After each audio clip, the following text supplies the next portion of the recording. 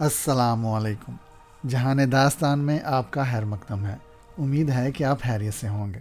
دوستو، کہانیوں سے دلچسپی رکھنے والے ساتھیوں، اور بھی بہت سے ویڈیوز ہوں گے، لیکن اگر آپ کو کہانیوں سے دلچسپی ہے تو آپ زیادہ بہتر ہیں، آپ زیادہ مثبت سوچتے ہیں اور زیادہ بہتر جاننا چاہتے ہیں۔ جارج آر مارٹن نے کہا ہے، جی وہی جنہوں نے گیم آف تھرون اور دوسری بکس لکھی ہیں، کہ جو کہانیاں پڑھتا یا سنتا ہے وہ ہزاروں زندگیاں جیتا ہے، اور جس کو کہانیوں سے دلچسپی نہیں وہ صرف ایک۔ آپ کی اس بارے میں کیا رائے ہے؟ جی ہاں، کتنے ہی کردار ہمارے ساتھ جیتے ہیں، جیسے اس کہانی میں حسین اور مانانی۔ تو چلیے شروع کرتے ہیں۔ سنگ تراش ایپیسوڈ 8۔ پھر ہم دونوں ہیلی کاپٹر سے کود کر نیچے اتر آئے۔ صحرا کی وہ حنک رات کس قدر خوشگوار تھی، یہ میرے بیان سے باہر ہے۔ فضا پر ابدی سکوت اور سناٹا حکمران تھا، جیسے صحرا کے اس گوشے میں ابھی تک زندگی نے جنم بھی نہ لیا ہو۔ ہوا کے ٹھہراؤ کے باوجود فضا میں فرحت کا لازوال احساس جسم و روح کو عالم نشاط کی سیر کرا رہا تھا۔ برجر نے نیچے آتے ہی چند گہرے گہرے سانس لیے، پھر پشت کے بل ٹھنڈی ریت پر اس طرح دراز ہو گیا جیسے کوئی مدتوں سے بچھڑا ہوا بچہ اپنی ماں کی چھاتی سے لپٹ جاتا ہے۔ کس قدر سکون مل رہا ہے، برجر لذت انگیز لہجے میں بولا۔ میں نے صحرا میں اپنی زندگی اب تک ضائع کی ہے۔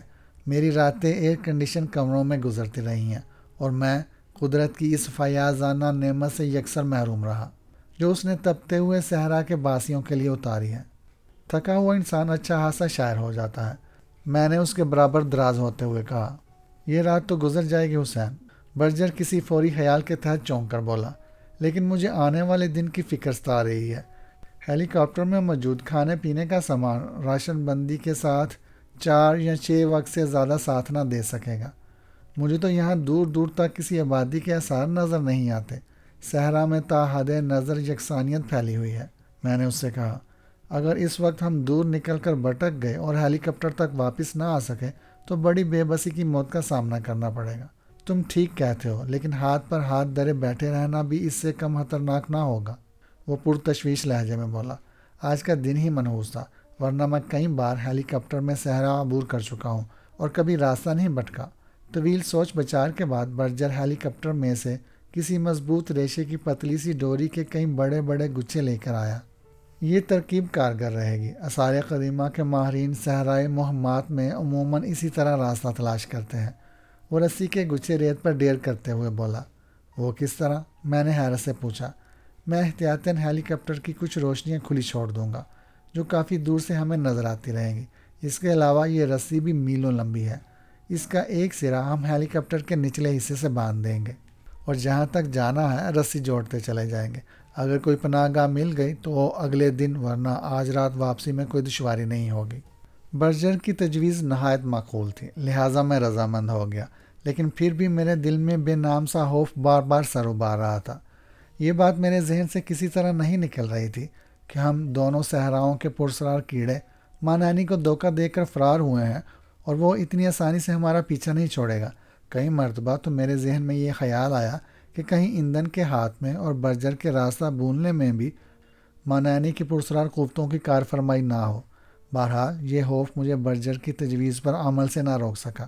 تجویز کے مطابق اس نے ہیلی کاپٹر کے پنکھے کی چوٹی پر لگی ہوئی سرخ بتیاں روشن کر دیں، اور پھر رسی کا سرا ہیلی کاپٹر کے آہنی فریم سے باندھ کر ہم دونوں ایک سمت چل پڑے۔ گچھا زمین پر پڑا ہوا تھا اور اس کا آزاد سرا برجر نے تھاما ہوا تھا۔ اس وقت مطلع بالکل صاف اور موسم خوشگوار تھا۔ ہم تجسس بھری نگاہوں سے دور دور تک پھیلی ہوئی تاریکی میں جانتے بڑھتے رہے۔ ایک رسی ختم ہو جانے کے بعد برجر نئی رسی باندھ کر جوڑ لگا لیتا تھا۔ چونکہ ہمیں مؤثر وقت میں ہی کہیں پناہ تلاش کرنی تھی، لہٰذا ہم تیزی کے ساتھ آگے بڑھتے رہے۔ میں بار بار پیچھے پلٹ کر دیکھ رہا تھا، اور ہیلی کاپٹر کی روشنی سے مجھے اندازہ ہو رہا تھا کہ تاروں کی چھاؤں میں ہم جس ریگستانی خطے کو بالکل ہموار سمجھ رہے تھے وہ در حقیقت ایک کافی بڑا ریتلا غبار تھا۔ اس کی پوری اونچائی تک پہنچنے کے بعد جوں ہی ہم نیچے اتر رہے تھے، ہیلی کاپٹر کی روشنی ٹیلے کی اوٹ میں روپوش ہوتی جا رہی تھی۔ پھر آخر کار ہیلی کاپٹر کی روشنی یکسر غائب ہو گئی، لیکن ہمیں اطمینان تھا کہ ہم رسی کے سہارے بآسانی وہاں تک پہنچ سکتے ہیں۔ ہمیں چلتے چلتے کئی گھنٹے گزر گئے، لیکن ریگستان میں ہر طرف سناٹا ہی سناٹا بکھرا ہوا تھا۔ میرے قدم جواب دینے لگے تھے۔ ٹھنڈی ٹھنڈی ریت کا لمس مجھے ہر قدم پر وہیں لیٹ جانے کی دعوت دے رہا تھا، لیکن صورتحال کی نزاکت مجھے بڑھتے رہنے پر اکسا رہی تھی۔ ہم دونوں تکان کے باعث بالکل خاموشی سے بڑھے جا رہے تھے، اور رسی بھی 1.5 میل بعد جواب دیتی نظر آ رہی تھی کہ اچانک پرسکون فضا میں پرشور تلاطم پھیل گیا۔ کسی بھی پیشگی علامت کے بغیر ہمارے قریبی آواز کے تیز جکڑ کے ساتھ ریت کا چکراتا ہوا بگولا پیدا ہوا اور ہمارے سنبھلنے سے قبل ہی ہمیں گھیر لیا۔ بگولے کی گردش اتنی تیز تھی کہ میرے ہاتھ سے رسی کا گچھا چھوٹ گیا اور زمین سے قدم اکھڑنے لگے۔ ریت کے باریک باریک ذرات پوری رفتار کے ساتھ میرے نتنوں اور میری آنکھوں میں گھس رہے تھے۔ برجر کی حالت بھی مختلف نہیں تھی۔ وہ اپنے آپ کو سنبھالنے کے ساتھ ہی دہشت زدہ آواز میں چلا بھی رہا تھا۔ پھر ہم دونوں کے قدم اکھڑ گئے، لیکن اس مرحلے سے پل بھر قبل ہی ہم دونوں مضبوطی کے ساتھ ایک دوسرے سے لپٹ گئے، اور بگولا ہمیں زمین سے اوپر فضا میں معلق کر کے تیزی سے کسی انجانی سمت لے جانے لگا۔ اس وسیع و عریض صحرا کی بے رحم تنہائی میں ہیلی کاپٹر کے سوا سر چھپانے کی کوئی جگہ نہیں تھی، اور ہمیں کچھ علم نہ تھا کہ ریت کے وہ ہولناک بگولے ہمیں صحرا کے کس گوشے میں لے جا کر پھینکیں گے۔ انجانے وسوسوں کی دہشت سے میرا دل پوری شدت سے دھڑکنے لگا۔ گزرتے ہوئے ہر لمحے کے ساتھ اس آندھی اور بگولے کی شدت بڑھتی جا رہی تھی۔ ہم دونوں جونکوں کی طرح پوری قوت سے ایک دوسرے سے لپٹے ہوئے تھے۔ ہوا کا غضبناک دباؤ ہمیں بار بار زمین سے اوپر فضا میں اچھالتا ایک طرف دھکیلے جا رہا تھا۔ مجھے یاد آیا کہ ماں نینی نے برجر کو دھمکی دی تھی کہ وہ جب تک صحرا میں ہے ماں نینی کی دسترس سے نہ بچ سکے گا۔ اسی کے ساتھ ماں نینی کا بھیانک چہرہ میری نگاہوں میں گھوم گیا، اور میرے حلق سے بے اختیار ایک دبی دبی چیخ نکل گئی۔ اس کے بعد مجھے ہوش نہیں کہ کیا گزری۔ جب دوبارہ میں ہوش میں آیا تو حواس پر ہلکی ہلکی کہر چھائی ہوئی تھی، اور کانوں میں بے شمار مکھیوں کے شور جیسی بنبناہٹ سنائی دے رہی تھی۔ میں نے پپوٹوں پر زور دے کر اپنی آنکھیں کھولی تو مجھے اپنے ارد گرد بہت سے دھندلائے ہوئے اور شناسا حیولے نظر آئے۔ میں نے کس مسا کر کروٹ لی تو خود کو ریتلی زمین میں دنسا پایا۔ پھر اچانک ہی ایک خوفناک چہرہ میرے سامنے آیا، اور میرے حواس پر چھائی ہوئی کہر یک بیک چھٹتی چلی گئی۔ میرے روئیں روئیں میں سنسنی اور خوف کی لہریں سرایت کر گئیں، اور مجھے اپنا اندوناک مستقبل سامنے نظر آنے لگا۔ اسے بھی یہیں لے آؤ۔ اچانک ایک اونچی اور پاٹدار آواز گونجی، اور میں بے اختیار اچھل کر کھڑا ہو گیا۔ مجھے معلوم تھا کہ آنے والے لمحات میرے لیے جان سوز ہوں گے۔ میرے گرد جمع ہونے والے سبھی لوگ میرے شناسا تھے۔ ان میں سب سے پیش صحرائے قزاقوں کی بستی جبرین کا سردار جوبا تھا۔ اس کے زخم خوردہ چوڑے چکلے چہرے پر غیظ و غضب کی پرچھائیاں ناچ رہی تھیں، اور اس کی قہربار نگاہیں میرے چہرے پر مرکوز تھیں۔ گھسیٹ لاؤ اسے بھی ادھر۔ وہی پہلے والی سرد اور کرخت آواز دوبارہ ابھری۔ میرے ارد گرد جمع ہونے والے لوگوں کے چہروں پر خوف و دہشت اور تذبذب کی علامات نمایاں تھیں۔ حکم ملنے کے باوجود وہ اپنی اپنی جگہ پر ٹھٹکے ہوئے تھے، اور دزیدہ نظروں سے اپنے سردار جوبا کی طرف دیکھ رہے تھے، جیسے اس کی اجازت کے طلبگار ہوں۔ کیا قہر ہے، وہی آواز جلائے ہوئے لہجے میں سنائی دی۔ صحرائی ہوائیں اور ریت کے بگولے تک ماں نینی کے غلام ہیں، اس کے اشاروں پر ناچتے ہیں، لیکن آج اسی کی بستی کے لوگ اس کے حکم سے جان چرا رہے ہیں۔ مقدس ماں نینی، جوبا نے مڑ کر نرم آواز میں کہا، اور پھر اتنی قوت سے اپنے جبڑے بینچے کہ اس کے چہرے کی تمام دریدیں جلد پر ابھر آئیں۔ کہہ دے، آج تجھے بھی کھلی چھوٹ ہے، جو چاہے کہہ دے، ماں نانی نے جوبا کے دوبارہ بولنے سے قبل ہی غسیلی آواز میں غرا کر کہا۔ حسین کی پیشانی پر نحوست کی مہر ثبت ہے۔ جوبا کا لہجہ اس بار بھی پرسکون تھا، لیکن اس کے چہرے سے ظاہر ہو رہا تھا کہ وہ اندر ہی اندر غیظ و غضب سے کھول رہا ہے۔ اور یہ تیرا غلام ہے، تو جانتا ہے کہ حسین کی خاطر ہم نے جبل کی بستی کو تاراج کر ڈالا، مردوں کی گردنیں اڑا ڈالی، بچوں اور بوڑھوں کو کنوؤں میں غرق کر دیا، اور وہاں کی کنواریوں کو ہم اپنی کنیزیں بنا کر ہانکتے ہوئے جبرین میں لے آئے۔ اب ہم ڈرتے ہیں کہ اس کی وجہ سے کہیں جبرین پر قحط اور بربادی کے سائے نہ منڈلانے لگیں۔ ماں نانی پہیلیوں سے چڑھتا ہے جوبا، وہ خبیث بوڑھا طنزیہ لہجے میں بولا۔ تو اپنے دل کی بات صاف صاف کہنے سے کیوں ڈرتا ہے؟ محترم اور مقدس ماں نانی، جوبا کے وجود میں دہتا ہوا آتش فشاں اب بھی پرسکون رہا، اور وہ صلح جو یانہ لہجے میں بولا، یہ تیرا اور تیرے غلام کا معاملہ ہے۔ کیا یہ بہتر نہ ہوگا کہ تو جبرین والوں کو اس سے دور ہی رکھے؟ تو اس سے تنہا بھی خوب نمٹ سکتا ہے۔ ماں نانی نے پرشور آواز میں ایک بیانہ قہقہ لگایا۔ ہاں ہاں، میں تنہا بھی اس سے نمٹ سکتا ہوں، اور یہی کیا ماں نانی تجھے بھی مسل ڈالنے کی قدرت رکھتا ہے۔ جوبا نے اپنے آدمیوں کو اشارہ کیا اور میرے گرد جمع ہونے والی بھیڑ تیزی کے ساتھ چھٹ گئی۔ اس وقت مجھے محسوس ہوا جیسے کسی نے گہری نیند کے عالم میں میرے سر پر وزنی ڈنڈا دے مارا ہو۔ میں بوکھلائے ہوئے انداز میں ریتلی زمین پر سے اٹھتا چلا گیا۔ جبرین کے رہنے والے مجوسی قزاقوں کا مسلح کارواں اپنے سردار جوبا کی قیادت میں تیزی کے ساتھ بستی کی جانب چلا جا رہا تھا۔ میں اس وقت بستی سے چند سو گز باہر ریتلے صحرا میں موجود تھا۔ صحرا کی رات دم توڑ چکی تھی اور مشرقی افق سے طلائی کرنوں کے جال میں لپٹا ہوا سورج طلوع ہو رہا تھا۔ اس کی روشنی میں استخوانی بدن، چندیائی ہوئی آنکھوں اور خوفناک خد و خال والا ماں نینی مجھ سے چند قدم کے فاصلے پر دونوں ہاتھ اپنے کولوں پر جمائے فاتحانہ شان سے کھڑا ہوا تھا۔ اس کی نگاہیں اپنے مد مقابل کھڑے ہوئے سفید فام برجر پر مرکوز تھیں، جس کے ہمراہ آئل فیلڈ سے فرار ہونے کے بعد ایک ریتلے گرداب کا شکار ہو گیا تھا۔ برجر کا لباس تار تار ہو رہا تھا، جیسے بہت سے بھوکے بیڑیوں نے اس پر یلغار کی ہو۔ اس کے چہرے کا رنگ دھواں ہو رہا تھا اور آنکھوں میں دہشت رچی ہوئی تھی۔ اس کی حالت کسی خونی باز کے پنجوں میں پھنسے ہوئے خوفزدہ پرندے سے مشابہ تھی، اور وہ رحم طلب نگاہوں سے بوڑھے ماں نانی کے چہرے کی جانب تکے جا رہا تھا، جیسے اسے وہاں سے نجات کا اشارہ ملنے کی امید ہو۔ حسین، ماں نانی نے حلا میں کسی نامعلوم نقطے پر نگاہیں جما کر مجھے پکارا۔ بے اختیار میرے قدموں کو جنبش ہوئی اور میں کسی سہمے ہوئے چوہے کی طرح اس کے سامنے پہنچ گیا۔ اسے کہیں لکھ کر رکھ لے، ماں نانی کی کرخت اور بونڈی آواز گونجی۔ صحرا کے ذرے ذرے پر میری گرفت بہت مضبوط ہے، تو اتنی آسانی سے مجھ سے نجات نہ پا سکے گا۔ میری رسائی صحرا کے ہر گوشے میں ہے، اور مجھے فریب دے کر صحرا سے فرار ہونا بہت دشوار ہے۔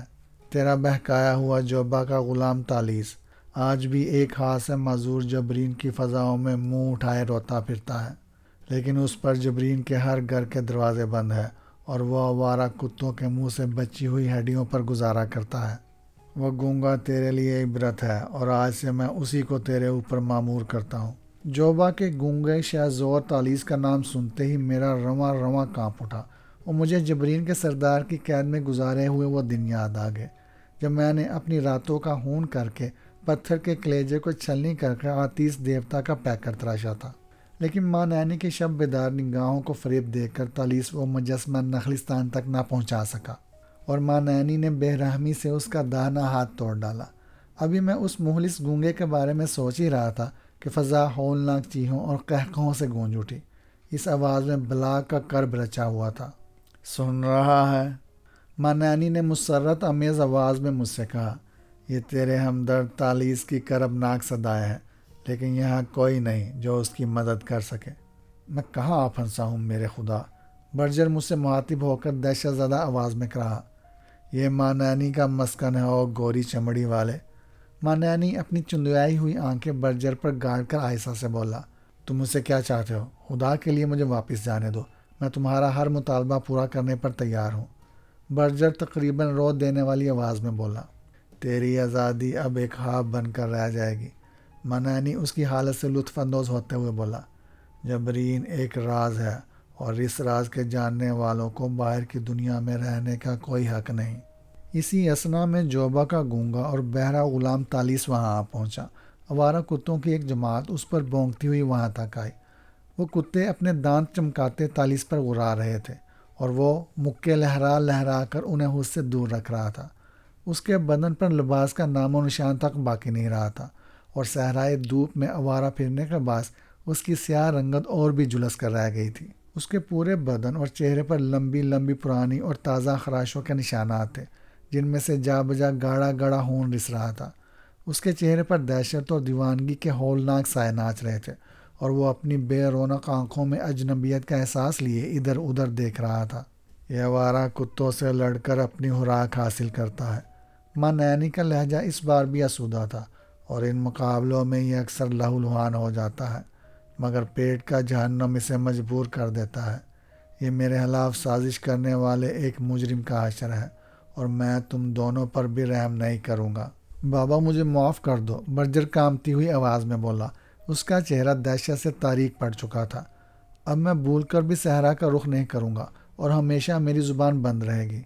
خاموش، ماں نانی پوری قوت سے دوڑا اور پھر اس نے جنبش ابرو سے تالیس کو اشارہ کیا اور وہ دیوانہ وار کتوں کو بھول کر میری طرف بڑھنے لگا۔ ماں نانی کے اشارے پر سارے کتے خوفزدہ آواز نکالتے ادھر ادھر بھاگ نکلے۔ اس سے قبل کہ میں تالیس کا اندیہ سمجھ پاتا، اس نے میری کمر میں ہاتھ ڈال کر مجھے اپنی پشت پر لاد لیا۔ پھر اس نے برجر کا بھی یہی حشر کیا اور ہم دونوں کو اپنی پشت پر لاد کر بستی کی جانب لے چلا۔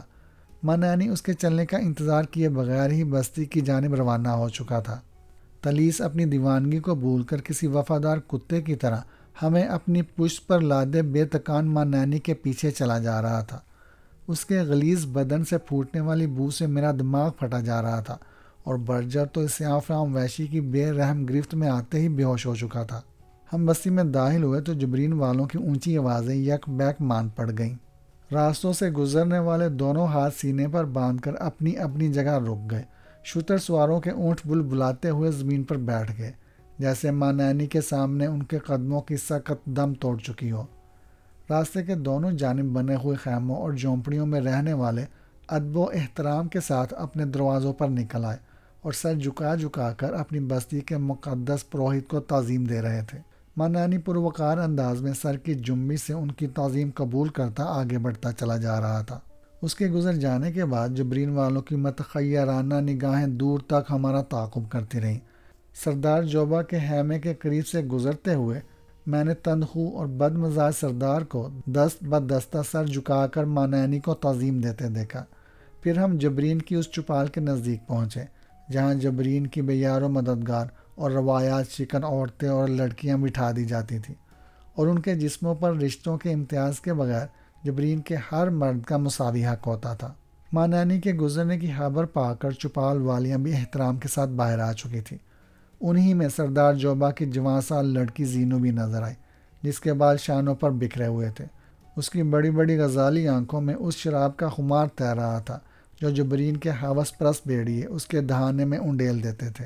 اس کے سارے چہرے اور جسم کے برہنہ حصوں پر جبرین والوں کے دانتوں کے نیلے نیلے نشانات دور ہی سے چمک رہے تھے۔ زینو جو میری محبت کا درم برتی تھی اور جس کا روپ چرا کر میری پیاری توسیاں مجھ سے ملتی رہتی تھی، اب بہت ہی جاں غسل اور آبرو ریز حالات سے دوچار تھی۔ اس کا سگا باپ اس سے قطع تعلق کر چکا تھا اور وہ اپنا نوشتہ تقدیر پورا کرنے کے لیے چوپال میں پھینک دی گئی تھی۔ زینو سمیت ان تمام لڑکیوں نے دہشت اور خوف کے ملے جلے تاثرات کے ساتھ سر جھکا کر ماں نانی کو تعظیم دی، اور جب میں تالیس کی پشت پر لدا ان کے قریب سے گزرا تو زینو یک بار سی زور سے چیخ پڑی، حسین میرے سنگ تراش، کیا تو اب بھی زندہ ہے؟ لیکن میں اس کے جواب میں کچھ نہ کہہ سکا اور تالیس مجھے لیے تیزی کے ساتھ آگے بڑھ گیا۔ خاصی دیر تک چلتے رہنے کے بعد آخر کار نہلستان کے پرفضا مقام پر ہمارے سفر کا اختتام ہوا۔ ماں نانی کے حکم پر تالیس نے مجھے اور برجر کو درختوں کے ایک کنج میں نم آلود زمین پر ڈال دیا اور ماں نانی لمبے لمبے ڈگ بھرتا اپنے خیمے میں جا گھسا۔ تنہائی پاتے ہی میں نے تالیس کو جھنجھوڑ کر اپنی طرف متوجہ کیا۔ میں دیکھنا چاہتا تھا کہ وہ مجھے پہچانتا ہے یا نہیں، لیکن وہ اجنبی اور وحشت ناک نظروں سے میری جانب دیکھتا رہا۔ جب میں نے کئی مرتبہ اسے چھیڑا تو اس نے غرا کر غسیلے انداز میں میرے سر کے بال اپنی مٹھی میں بھینچ کر 2-3 زوردار جھٹکے دیے اور میرے سینے پر گھونسا مار کر مجھے نیچے پھینک دیا۔ میرے حلق سے دبی دبی چیخ نکلی، لیکن برجر نے مجھے سہارا تک نہیں دیا۔ وہ سہمے ہوئے انداز میں دور کھڑا مجھے اس طرح گورے جا رہا تھا جیسے میں کوئی ہولناک اسیب ہوں۔ میں کہاں پھنس گیا؟ نہ جانے یہ جادوگروں کی کون سی بستی ہے؟ دہشت سے میرا سینہ پھٹا جا رہا ہے۔ او خدا، میں کیا کروں؟ برجر کراہتا ہوا ایک درخت کے تنے سے ٹک گیا۔ اسی اثنا میں ماں نانی اپنے خیمے سے برآمد ہوا۔ اس کے داہنے ہاتھ میں زیتون کے تیل میں بھیگا ہوا ایک چرمی چابک تھا جسے وہ زور زور سے فضا میں گردش دے رہا تھا۔ برجر ماں نانی کو دیکھتے ہی کسی ذبح ہوتے ہوئے بکرے کی طرح چلانے لگا۔ اس کی حالت بہت زیادہ ابتر تھی۔ اس کی دہشت سے پھٹی ہوئی نگاہیں ماں نانی کے چابک کے ساتھ ساتھ گردش کر رہی تھیں۔ قریب آ کر ماں نانی نے وہ چربی چابک تالیس کی طرف بڑھا دیا۔ تالیس نے قرون اولیٰ کے کسی خون اشام جلاد کی طرح اپنے دانت چمکا کر پھرتی کے ساتھ وہ چابک لے لیا اور ماں نانی کا اشارہ پا کر بے رحمانہ انداز میں برجر پر ٹوٹ پڑا۔ تالیس اس وقت دیوانے کے بجائے ماں نانی کا زر خرید غلام نظر آ رہا تھا، سیاہ فام غلام کو اپنی جانب آتا دیکھ کر برجر تیز چیخیں مارتا ہوا میری آڑ لینے کے لیے لپکا، لیکن میں اس چابک کی دہشت کے باعث ایک طرف ہٹ گیا۔ وہ لمبا چابک فضا میں لہراتا ہوا برجر کی پنڈلیوں سے لپٹ گیا اور وہ دل دوز چیخ مار کر منہ کے بل زمین پر گر گیا اور اس کے ہونٹوں سے خون کی داریں بہہ نکلی۔ تالیس اپنی جگہ پر چابک سنبھالے اس کے اٹھنے کا انتظار کرتا رہا۔ چلو نابکار، تیرا مقدر تجھے پھر اس نخلستان میں کھینچ لایا ہے، مانیانی نے سرد اور کرخت آواز میں مجھے للکار کر کہا۔ میں نے دل ہی دل میں اطمینان کا سانس لیا کہ چابک سے نجات ملتی نظر آ رہی تھی۔ مانیانی مجھے ہمراہ لے کر خاموشی کے ساتھ نخلستان کے اس کنویں کی طرف چل دیا جہاں سے نخلستان کی آبیاری کے لیے پانی حاصل کیا جاتا تھا۔ ہمارے عقب میں رہ رہ کر برجر کی جگر شگاف چیخیں سنائی دے رہی تھیں۔ میں نے ایک بار پلٹ کر دیکھا تو لرز کر رہ گیا۔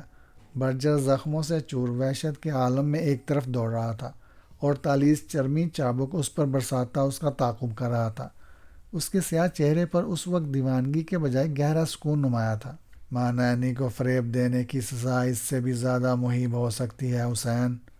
مانیانی میری جانب دیکھے بغیر سرد آواز میں بولا، تیرا گورا ساتھی اب سسکا سسکا کر اسی نخلستان میں مار ڈالا جائے گا اور کوئی اس کی مدد کو نہ پہنچ سکے گا۔ پھر اس کی ادھڑی ہوئی لاش پر صحرائے گرد دعوت اڑائیں گے۔ مجھے رہا کر دے مقدس مانیانی، تیرا راز امانت بن کر میرے سینے میں دفن ہے۔ میں نے ڈرتے ڈرتے پہلی بار اس خونخوار بوڑھے کو مخاطب کیا۔ رہائی، وہ بیانک انداز میں ہنسا، پھر سرگوشیانہ آواز میں بولا، توسیہ کا راز تیرے سینے میں دفن ہے اور جب تک تو خود منو مٹی تلے دفن نہیں ہو جاتا مانیانی تیرا پیچھا نہیں چھوڑ سکتا۔ مقدس مانیانی، میری مظلومیت پر رحم کر دے، اس نخلستان سے مجھے خوف آتا ہے، یہ سبزہ زار مجھ سے میری نیندیں چھین لے گا، مجھے جبرین میں واپس جانے دے۔ تو اس رعایت کا مستحق ہرگز نہیں ہے۔ مانیانی کا لہجہ کرخت ہو گیا۔ میں تجھے سازشوں کے لیے آزاد نہیں چھوڑ سکتا، اب تو اسی نخلستان میں رہے گا۔ میں ایک گہرا سانس لے کر خاموش ہو گیا۔ کنویں پر پہنچ کر وہ نحیف و نزار بوڑھا ٹھہر گیا۔ میری نگاہیں پتھر کے ان دو بڑے بڑے ٹکڑوں پر جم گئیں جو کنویں کی مڈیر کے قریب ہی گھاس کے قطع پر پڑے ہوئے تھے۔ ان پتھروں کے پاس میرے اوزاروں کا صندوق بھی تھا۔ تو نے ایک بار جوبا سے مل کر میرے خلاف سازش کی تھی نا؟ مانیانی نے عجیب و غریب تائید طلب لہجے میں مجھ سے سوال کیا۔ میں فیصلہ نہ کر سکا کہ اس کی بات کا کیا جواب دوں۔ بول حسین، مانیانی نے تجھے ہی مخاطب کیا ہے۔ چند ثانیوں کے سکوت کے بعد وہ پھر بولا، تو خود ہی سب کچھ جانتا ہے مقدس مانیانی، میں نے خوش آمدانہ لہجے میں کہا۔ ہاں میں جانتا ہوں، وہ تیز آواز میں بولا، اور سن، جوبا کے ساتھ مانیانی کے خلاف سازش کر کے تو نے ذلت اور رسوائی کا معاہدہ کیا تھا، اور آج میں تجھے ایک سازش کی دعوت دیتا ہوں۔ جوبا کو ہماری بستی میں بہت طاقت مل گئی ہے، وہ میری پرسرار قوتوں سے ڈر کر میرے سامنے جھکتا ہے، ورنہ اس کے دل میں میری عزت نہیں، وہ مجھ سے باغی ہو چکا ہے، اور اب اس کی یہی سزا ہے کہ جبرین کے جن باسیوں کے بل پر وہ اکڑتا ہے انہی کے ہاتھوں اس کی بوٹیاں نچوا دی جائیں اور اس کا سر انہی کے نیزوں پر بلند کیا جائے۔ ایک سازش کی سزا میں ابھی تک بھگت رہا تھا اور اب دوسری سازش کے تذکرے سے میرا رواں رواں کانپ اٹھا۔ جوبا کو گو غیر مرئی اور پرسرار قوتوں کی حمایت حاصل نہیں تھی، لیکن وہ کینہ پرور اور بے رحم شخص تھا۔ اس نے اپنی جان کے خوف سے جس طرح اپنی بیٹی زینو سے دستبرداری اختیار کی تھی، اس کے بعد ہی سے میں جوبا سے نفرت کرنے لگا تھا۔ مقدس مانیانی، تو مجھے مار کیوں نہیں دیتا؟ میں نے شدید اندرونی اضطراب کے ساتھ کہا۔ وہ معنی خیز انداز میں ہنسا۔ کیا تو زندگی سے اتنا ہی بیزار ہو گیا ہے؟ اس سے پیشتر کہ میں کچھ کہتا، برجر کی ہولناک چیخیں نخلستان میں چکراتی ہمارے قریب آ پہنچی۔ اس کی سفید جلد پر جا بجا نیلی داریاں ابھری ہوئی تھی۔ جلد پھٹ جانے کے باعث خون کی داریں بہہ رہی تھی اور وہ نقاہت سے لڑکھڑاتا ہوا پناہ کی تلاش میں دوڑ رہا تھا، لیکن تالیس فرشتہ اجل کی صورت میں چابک پھٹکارتا اس کے سر پر سوار تھا۔ مانیانی کو دیکھتے ہی برجر کی نگاہوں سے قہر اور نفرت کی چنگاریاں برسنے لگیں۔ اس نے پوری قوت سے کام لے کر دوڑ لگائی اور تالیس کے چابک کی زد سے نکل کر مانیانی پر آ پڑا۔ برجر خاصا تندرست اور بھاری بھرکم شخص تھا، لیکن مانیانی کے قدم نہ لڑکھڑائے، بس اس کے حلق سے ایک تخیر زدہ سی آواز نکلی اور پھر برجر نے اس کا گلا دبوچ لیا۔ تو صحرا کی بدرو ہے، میں تجھے مار ڈالوں گا، تجھے فنا کر دوں گا۔ وہ مانیانی کا گلا دبوچتے ہوئے ہذیانی انداز میں چلایا جا رہا تھا۔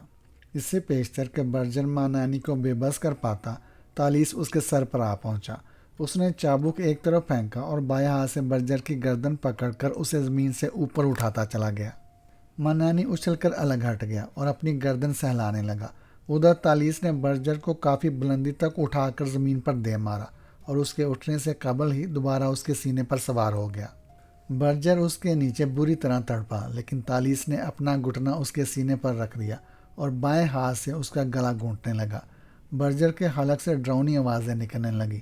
اس کا بدن بری طرح مچل رہا تھا۔ سانس رک جانے کے باعث اس کا سفید فام چہرہ سیاہی مائل رنگت اختیار کرتا جا رہا تھا۔ چند ہی منٹ میں زندگی اور موت کا یہ معرکہ طے ہو گیا۔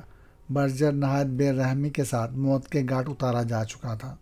برجر کا بدن پوری طرح ساکت ہونے کے بعد تالیس اس کی لاش پر سے اٹھ گیا۔ اس وقت وہ اپنے بشرے ہی سے خونی نظر آ رہا تھا۔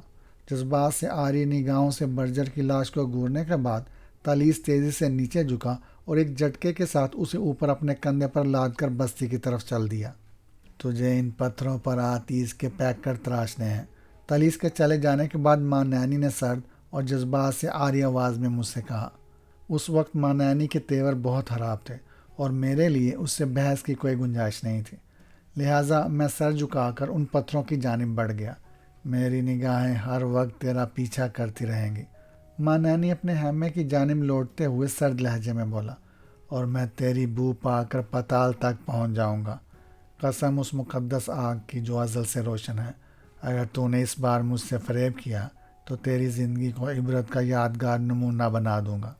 یہ کہہ کر وہ اپنی آہنی شام والی چھڑی ٹیکتا خیمے کی جانب چل دیا۔ میں نے بے بسی اور ناامیدی کے عالم میں ان دونوں پتھروں کو دیکھا اور پھر اپنے اوزاروں کا صندوق کھولنے لگا۔ اس وقت تک سورج کافی بلندی پر آ چکا تھا۔ کرنوں کی تمازت سے زمین جھلسنے لگی تھی اور نگاہوں کو اس جلسی ہوئی دوپہر کی تاب نہ تھی، لیکن میں اپنے کام کے لیے مجبور تھا۔ میں نے نیم دلی اور پس مردگی کے ساتھ اپنے کام کا آغاز کیا۔ بہکے بہکے ہاتھوں سے پتھر پر آہنی ضربیں لگائیں اور میرے ارد گرد سنگریزوں کی برسات ہونے لگی۔ اپنے کام کے ساتھ ہی غیر ارادی طور پر میری نگاہیں ماں نانی کے خیمے کا بھی طواف کر رہی تھی، لیکن ماں نانی اندر گھسا نہ جانے کس کام میں مصروف تھا کہ دوبارہ باہر نکلتا نظر نہیں آیا۔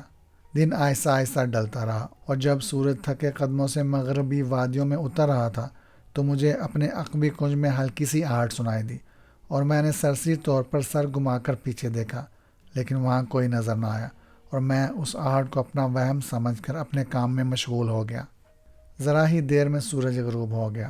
وہاں ہر طرف سرمئی اندھیرا پھیلنے لگا۔ جب تک میری نگاہیں کام کرتی رہی میں سنگ و آہن میں الجھا رہا، لیکن جب بڑھتا ہوا اندھیرا میرے لیے دشواریاں پیدا کرنے لگا تو میں نے ہاتھ روک لیا۔ اندھیرا پھیل جانے کے باوجود ماں نانی کے خیمے میں اندھیرا چھایا ہوا تھا اور اس کا کہیں نام و نشان تک نہ تھا۔ اس نے مجھے کام کے بارے میں تو بتا دیا تھا، لیکن اندھیرا پھیل جانے کے بعد کے لیے مجھے کچھ نہیں بتایا تھا کہ مجھے کیا کرنا ہوگا۔ اتنا عرصہ جبرین میں گزارنے کے باوجود ماں نانی کا خیمہ میرے لیے ایک راز تھا۔ مجھے کچھ علم نہ تھا کہ وہاں کیا کچھ ہے اور ماں نانی فرصت کے لمحات میں وہاں گھسا کیا کرتا رہتا ہے۔ میرے لیے یہ ایک سنہری موقع تھا۔ میں ماں نانی کے کسی حکم کی خلاف ورزی کیے بغیر اس خیمے میں گھس سکتا تھا۔ اگر ماں نانی وہاں موجود ہوتا تو اس سے اگلی ہدایت لے کر لوٹا تھا اور اس کی غیر موجودگی کی صورت میں اس خیمے کا بھرپور جائزہ لے سکتا تھا۔ میں خیمے کی طرف جانے کا ارادہ کر کے کنویں کی منڈیر سے ذرا ہی آگے بڑھا تھا کہ اچانک عقب سے کسی نے دھیمی آواز میں پکارا۔ وہ آواز اپنی کرختگی اور لہجے کے باعث مردانہ معلوم ہو رہی تھی۔ میں کسی چیز سے کسی پھرتی سے واپس پلٹا، لیکن وہاں کوئی نہیں تھا۔ کھجور کے اونچے اونچے درخت ہوا کے جھونکوں کے ساتھ سرسرا رہے تھے اور میں ان کے درمیان تنہا کھڑا ہوا تھا۔ کون ہے؟ میں نے سرگوشیانہ آواز میں سوال کیا۔ اپنے سامنے والے درختوں کے کنج میں چلے آؤ، میں تمہارا دوست ہوں۔ وہی آواز دوبارہ ابھری۔ اس بار میں آواز پہچان گیا۔ وہ جبرین کے سردار جوبا کی آواز تھی۔ میں سمجھ گیا کہ جوبا میرے لیے کوئی خاص پیغام لے کر آیا ہے۔ میں تیزی کے ساتھ درختوں کے درمیان جا گھسا۔ چند ہی منٹ کی کوششوں کے بعد میں جوبا کے سامنے پہنچ گیا۔ وہ ایک درخت کے تنے سے پشت ٹکائے چوکنے انداز میں کھڑا ہوا تھا۔ حسین، کیا تم ماں نانی کا وفادار ہو چکا ہے؟ جوبا نے مجھ پر نظر پڑتے ہی اسپاٹ لہجے میں اپنا سوال کیا۔ ایک ثانیے کے لیے مجھے خدشہ ہوا کہ کہیں ماں نانی بھی آس پاس ہی موجود نہ ہو اور میرا جواب سنتے ہی سامنے آ جائے، لیکن میں جوبا کے ساتھ اپنے تعلقات کی تجدید میں کوئی خطرہ بھی مول نہیں لینا چاہ رہا تھا۔ مانانی کی وفاداری بھی ایک عذاب سے کم نہیں ہے سردار۔ میں نے طویل سانس لے کر سرگوشیانہ لہجے میں اپنے دل کی بات کہہ ڈالی۔ تو جانتا ہے کہ مانانی اس وقت کہاں ہے؟ جوبا نے دریافت کیا۔ نہیں، لیکن دوپہر میں آخری بار میں نے اسے اپنے خیمے میں گھستے دیکھا تھا۔ وہ اس وقت خیمے میں نہیں ہے، وہ چوروں کی طرح یہاں سے نکلا ہوگا۔ اس وقت وہ میرے خیمے پر شراب کے نشے میں دودھ پڑا ہوا ہے۔ وہ میرے پاس جبل سے لوٹی ہوئی کنیزوں میں سے حصہ طلب کرنے آیا تھا، اور ان میں سے ایک خوبصورت لڑکی پر نظر پڑتے ہی وہ دیوانہ ہو گیا۔ اپنے تقدس کے ظاہری ہول کے باعث وہ اور تو کچھ نہ کر سکا، لیکن وہ لڑکی اس کی ساقی گری پر معمور کر دی گئی، اور وہ اس کے ہاتھوں اس وقت تک شراب پیتا رہا جب تک کہ اس کے حواس اس کا ساتھ نہ چھوڑ گئے۔ وہ تمہارے خیمے میں بے ہوش ہوا ہے۔ میں نے اپنے وجود میں مسرت کی لہر دوڑتی محسوس کی۔ یہ اسے ہلاک کرنے کا سنہری موقع ہے حسین، جوبا میرے شانے پکڑ کر پرجوش آواز میں بولا۔ یہ پہلا موقع ہے کہ مکار مانانی سے غفلت ہوئی ہے، ورنہ وہ بوڑھا ہمیشہ محتاط رہتا ہے۔ ہم جبرین والے تو شاید اب بھی اس پر یوں غفلت میں ہتھیار نہ اٹھا سکیں، کیونکہ ہم سب اس کے سحر میں ہیں۔ ہاں، تو اس کو ہلاک کر سکتا ہے۔ تو جانتا ہے کہ وہ کس قدر بدطینت اور مکار ہے۔ ہاں، میں راضی ہوں۔ تو آؤ، ویران راستوں سے ہم بہت جلد بستی میں جا نکلیں گے۔ پھر ہم دونوں جیسے ہی درختوں کے کنج سے باہر نکلے، کچھ فاصلے پر مانانی کی سرد آواز سنائی دی۔ میرے نہلستان میں جوبا کی بو آ رہی ہے۔ میری اجازت کو بغیر ادھر آنے والے میرے قہر کو دعوت دیتے ہیں۔ آخر جوبا کو یہ جرت کیسے ہوئی؟ پھر اس نے غسیلی آواز میں پکارا، جوبا، جوبا، میں تیری بو سونگھ چکا ہوں۔ تاریکی میں ہم دونوں کی نگاہیں چار ہوئی، اور میں پلٹ کر دوبارہ درختوں کے کنج میں جا گھسا۔ ہاں مقدس مانانی، چند ثانیوں کے سکوت کے بعد جوبا کی مٹھاس میں ڈوبی ہوئی آواز ابھری، میں یہاں موجود ہوں۔ تو جہاں ہے وہیں ٹھہر، میں خود تیرے پاس آ رہا ہوں۔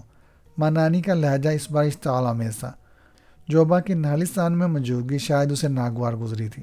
چند ہی ثانیوں میں مانانی شاید جوبا کے قریب آ پہنچا۔ تو میری اجازت کے بغیر یہاں کیوں آیا ہے؟ مانانی کی آواز قہر بدعماں تھی۔ میں روشن سر والے ایک کتے کے تعاقب میں تیرے غلام حسین تک پہنچا تھا۔ سردار جوبا نے پورے اعتماد کے ساتھ ایک فرضی کہانی چھیڑ دی۔ وہ کتا مجھے اپنے خیمے کے عقب میں نظر آیا تھا۔ میرے لیے وہ عجیب چیز تھی، اس لیے میں اس کا پیچھا کرنے لگا، لیکن وہ یہاں پہنچ کر غائب ہو گیا۔ تیرا غلام کنویں کی منڈیر سے ٹیک لگائے لیٹا ہوا تھا۔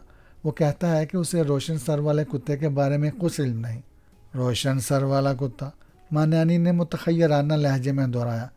جوبا، کیا میں تیری اس کہانی پر یقین کر لوں؟ اس وقت میری یہاں موجودگی بھی ایک کہانی ہی کہلائے گی مقدس مانانی۔ جوبا اپنے لہجے میں قدرے تلخی پیدا کرتے ہوئے بولا۔ میں یہیں رکتا ہوں، تو اپنے غلام سے میری باتوں کی صداقت دریافت کر لے۔ غلام آقاؤں کی سچائی کی گواہی نہیں دے سکتے جوبا۔ مانانی بیانک انداز میں ہنس پڑا۔ مجھے تیری بات کا یقین تو ہے، لیکن پریشانی کی بات یہ ہے کہ نہلستان کی فضاؤں میں مجھے کسی کتے کی بو نہیں محسوس ہو رہی۔ مانانی، سردار جوبا کی آواز غراہٹ میں بدل گئی، تو مجھے جھوٹا کہہ رہا ہے؟ نہیں جوبا، مانانی کا لہجہ نرم پڑ گیا۔ اس صحرا میں ہر طرف ایسے ہزاروں راز بکھرے پڑے ہیں جن پر سے آج تک کوئی پردہ نہیں اٹھا سکا۔ ہاں، تو یہ بتا کہ کس کس نے تجھے اس طرف آتے دیکھا ہے؟ مانانی کے لہجے پر میں کانپ اٹھا۔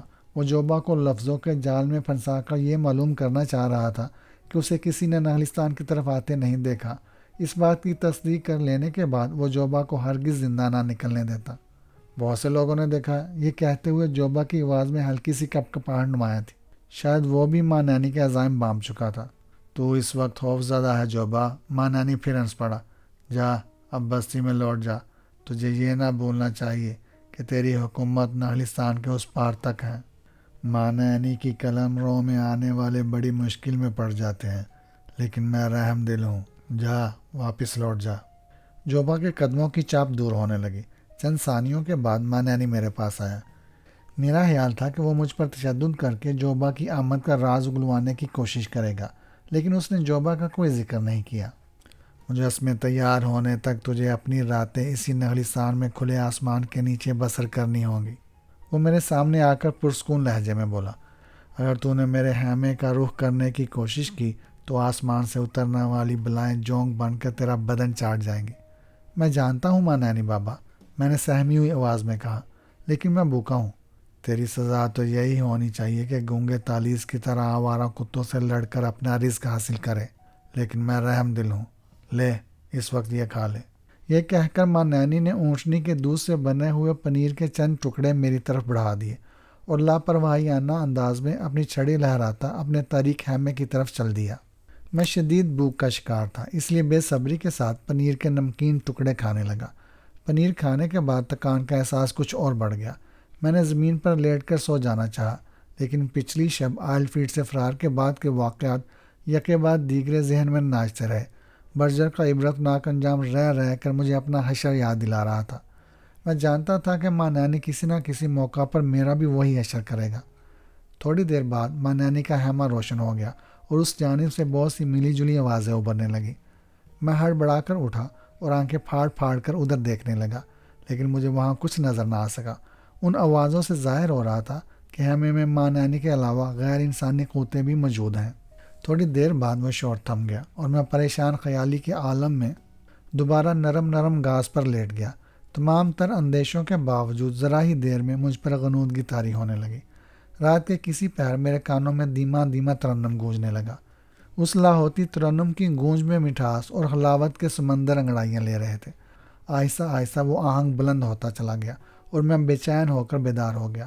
میرے ارد گرد ہر طرف تاریکی کا راج تھا۔ نہلستان کے دوسرے سرے پر بنا ہوا ماں نینی کا خیمہ دنداہی روشنی میں لپٹا ہوا تھا۔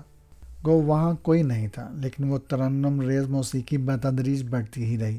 یوں لگ رہا تھا جیسے صحرا میں گھومنے والے خانہ بدوش نغمہ ہوانوں کا کوئی طائفہ اپنے ساز بجاتا تیزی کے ساتھ میرے قریب چلا آ رہا ہے۔ پھر اس موسیقی میں یک بیک بے شمار نقرئی گھنٹیوں کا سرور بخش آہنگ شامل ہو گیا۔ یہ سب آوازیں اب میں جان چکا تھا۔ میری توسیہ بنت نیل میرے پاس آ رہی تھی۔ ابدی مسرت کے ان لازوال لمحوں میں بھی ماں نینی کا خوف میرے لاشعور کی گہرائیوں میں چھپا ہوا تھا، اور میری نظریں بار بار اس خونخوار بڈھے کے روشن خیمے کا طواف کر رہی تھی۔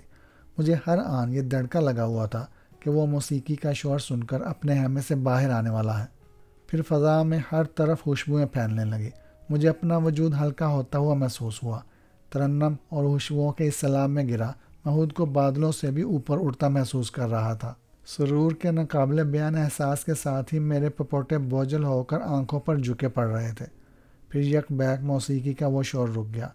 میں نے وحشت کے عالم میں آنکھیں کھولی تو خوشبوؤں سے معطر فضا میں میری پیاری توسیہ کا مسکراتا ہوا پروقار چہرہ میرے سامنے تھا۔ توسیہ، میں دنیا و معافیہ کو بھول کر دیوانہ وار اس کی طرف بڑھا اور وہ خود آگے بڑھ کر میرے پھیلے ہوئے بازوؤں میں آ گئی۔ اس کے ڈھیلے ڈالے سفید لبادے اور اس کے سمیع بدن سے خوشبوؤں کی مہکار پھوٹ رہی تھی۔ اس کے سر پر سجے ہوئے طلائی تاج میں سے جھانکتی ہوئی ریشمی زلفیں میرے بدن سے ٹکرا ٹکرا کر لذت و انصباط کے نت نئے راز آشکار کر رہی تھی۔ حسین، وہ دھیمے سے کسمسا کر میرے بازوؤں سے نکلتے ہوئے بولی، یہ تمہارے لیے عمل کا وقت ہے۔ ماں نینی کا مقدر اس وقت سویا ہوا ہے، تم اس پر فیصلہ کن وار کر سکتے ہو۔ جاؤ اور چیخ چیخ کر جبرین والوں کو میری کہانی سنا دو۔ ماں نینی کہاں ہے توسیہ؟ میں نے حیران و پریشان لہجے میں پوچھا۔ وہ بہت ظالم ہے، مجھے زندہ نہ چھوڑے گا، اس کی دہشت نے مجھے برباد کیا ہوا ہے۔ تمہیں یاد ہے کہ جوبا نے تمہیں مقدس ماں نینی کے گنونے کردار کی کچھ کہانیاں سنائی تھیں؟ ہاں، جوبا کہتا تھا کہ ماں نینی راتوں کی سیاہی میں جبرین کی کنواریوں کا بستر آلودہ کرتا ہے اور انہیں صنم پرستوں کے آتش دیوتا کا فریب دیتا ہے، اور وہ کنواریاں صبح بیدار ہو کر اپنی ہمجولیوں کو بڑے فخر اور عقیدت کے ساتھ بتاتی ہیں کہ کس طرح پچھلی شب کی سیاہی میں آتش دیوتا نے انسانی روپ میں ان کی کوکھ میں زرہیزی کے جوہر بکھیرے ہیں۔ تم ٹھیک سمجھے، توسیہ جلدی سے بولی۔ ماں نینی درندوں سے بھی بدتر ہے۔ اس وقت وہ جبرین کے سب سے بڑے چرواہے راؤن کی اکلوتی بیٹی کی خوابگاہ میں گھسا اس معصوم لڑکی کی آبرو کو اپنی درندگی کی بینٹ چڑھا رہا ہے۔ جب تک ماں نینی گہرے پانی کے تالاب میں نہ نہائے، اس کی پرسرار قوتیں اس کا ساتھ نہیں دیں گی۔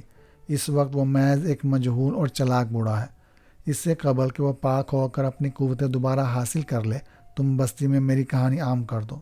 توسیہ، میں نے بے اختیار اسے اپنے بازوؤں میں بھینچ لیا۔ جاؤ، یہ وقت قیمتی ہے۔ توسیہ پر بے چینی طاری ہونے لگی۔ ماں نینی پر گناہ اور لذت کا یہ شوق مدتوں میں سوار ہوتا ہے۔ اگر یہ وقت گزر گیا تو نہ جانے تمہیں کب تک انتظار کرنا پڑے گا۔ جا رہا ہوں توسیہ، میں جا رہا ہوں۔ اس کے لبوں کی حرارت چرا کر میں درختوں کے کنج سے نکلا اور دیوانہ وار بستی کی طرف دوڑ پڑا۔ حسین میں یہیں تمہاری منتظر ہوں، مجھے اپنے عقب میں توسیہ کی آواز سنائی دی، میں یہیں آؤں گا توسیہ۔ اس وقت میرے بدن میں نہ جانے کہاں کی پھرتی سما چکی تھی کہ میں برق رفتاری سے بستی کی جانب چلا جا رہا تھا۔